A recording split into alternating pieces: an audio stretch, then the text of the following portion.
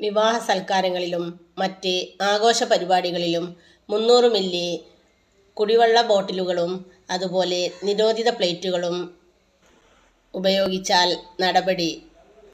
വിവാഹങ്ങളിലും മറ്റു സ്വകാര്യ ആഘോഷങ്ങളിലും 300 മില്ലി കുടിവെള്ള ബോട്ടിലുകളും അതുപോലെ നിരോധിത പ്ലേറ്റുകളും ഗ്ലാസുകളും ഉപയോഗിച്ചതായി അറിഞ്ഞാൽ നടപടിയെടുക്കുമെന്ന് അധികൃതർ അറിയിച്ചു. എല്ലാ പൊതുപരിപാടികളിലും സർക്കാരിൻ്റെ ഹരിത പ്രോട്ടോകോൾ പാലിക്കണമെന്ന് നിർദ്ദേശമുണ്ട്. തദ്ദേശ സ്ഥാപനങ്ങൾ വഴിയും പരിശോധനകൾ നടക്കുന്നുണ്ട്.